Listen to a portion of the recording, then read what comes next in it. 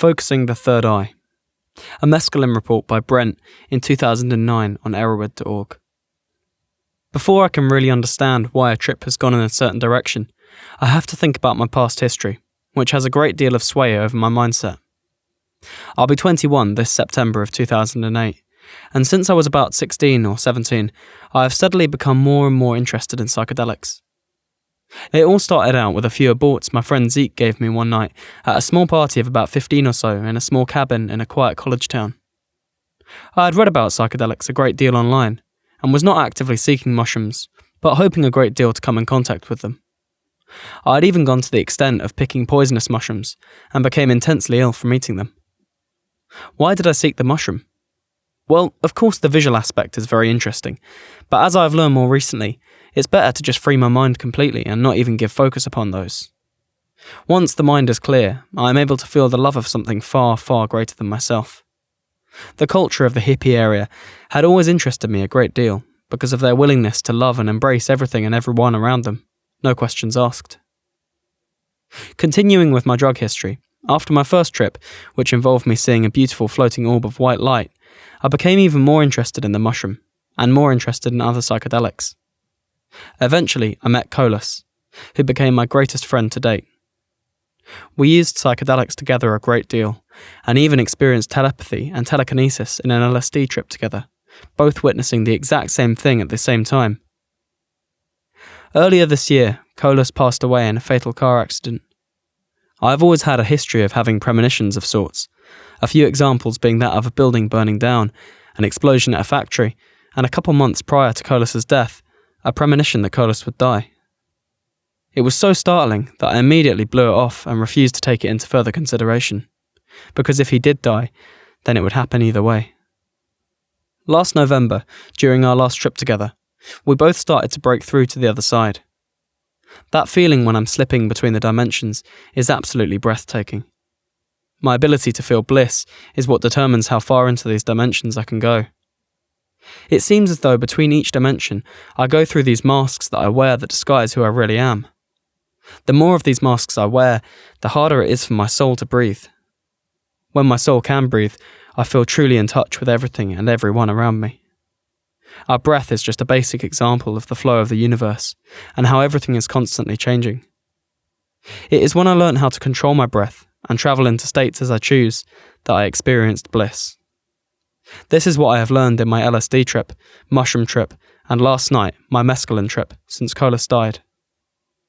He did experience bliss before he died though, and I am to this day convinced, as are many of my friends, that Colas was here to plant a seed in each of our minds so that we ourselves could spread this seed to others, and help others come into contact with the bliss that they have just forgotten how to access. Meditation is a great way to find this bliss also. The trip. Last night I consumed 1 capsule of mescaline. It was a white powder. It looked like it was of decent quality. I suspect it was a trichocereus extract of some sort, but I could definitely be wrong, as the only other mescaline containing substances I've taken are Peruvian torch and San Pedro. Regardless, mescaline is a very smooth drug. It feels so natural, and I feel at one with all of nature. In my experiences with DMT, I feel as though I am taken to an alien existence, in a dimension far from my own, where the function of reality is truly complex. With LSD, I feel as though I am strung across the astral plane, which is a very intense experience. With mescaline, I am riding a wave. If I so choose, I can manipulate this wave and flow seamlessly through space-time. It is a magnificent experience. However, I must say it's been painful having my ego softened enough to where I'm able to experience this other existence as much as I am, and I am very thankful and very blessed to have reached thus far in my trips. Admittedly, I am no expert, however. I am no Terence McKenna, nor am I Timothy Leary. The things these men must have seen and experienced and lived through fascinate me a great deal. I cannot even imagine how mentally solid they must have been. 3:30 a.m. I ingested a tablet with a bit of soda pop on an empty stomach. 4:15 a.m. That same smooth mescaline wave is starting to creep up on me. 4:45 to 5 a.m. Things have become rather wavy. There are beautiful neon colours flowing on the walls of green, pink, blue, purple, and perhaps more. I have closed my eyes now, and I'm laying on the couch, putting my mind in a meditative state. 5 to 11 a.m. For the remainder of my trip, I focused on living without my body and experienced the greatest bliss I have ever felt in this body. I was at the place I was at before I was born, which has become a bit more familiar to me in the last few times I've tripped. It is a really beautiful place. This is the astral plane, but it seems so much different than when I am on LSD. Maybe this is not the same place after all. I am living in a dimension that I call home. How I ever forgot where I came from, I do not know, but I promised the people there that I would not forget, and I most certainly have not. I cannot see nor directly speak to Kolos, but I know he is in this existence somewhere, in some form, doing what he was meant to do. I can no longer hold on to his death. As the Tibetan monks say, mourning the death will only distract the soul from reaching nirvana. I must feel happy for him, feel pleased that his soul is free. Feel happy that I am free, let go, experience the bliss that lies within if I simply live without the attachments of ego and body. But it is hard to let go. But why stay? What is there to fear? The unknown?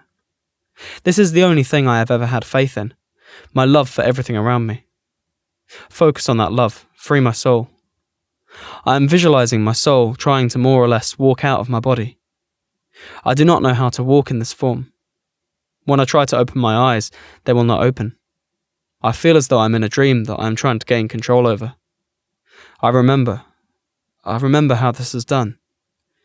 Babies don't know how to walk, but they find a way. I focused, and I began to struggle, wriggling out of my body and freeing the third eye. I continue to focus my mind on love, and rather than trying to walk, I learn another way to move my arms and legs. I'm not focusing my body, I'm focusing something else. I'm focusing my third eye. Now I can see reality for what it is. We are on a plane, and all of our paths are interconnecting, trying to form a greater net so that we can feel a greater presence once we are all united. I am removing my masks now. I'm shedding my ego, remembering what is important to me. To lose the ego, I must realize that I am not the most important aspect of reality. I must learn to become the father, not the son. To become the father, I must become selfless, and learn to truly give myself to the rest of the world. Just give my love to everything around me at all times. That is all it takes. I am being reborn. I have shed my ego, and am now in an existence I seem to know from some time long ago. It's so good to be back. For the remainder of the trip, I spent as much time in this state as possible, realizing how perfect everything was, and simply trying to get to where I could steadily focus on that state and not lose it. I feel as though I accomplished a lot in this trip, and look forward to accomplishing even more the next time around. This was an absolutely amazing experience, and it helped me let go of my friend's death. Love you, Kolos. I'll see you again soon.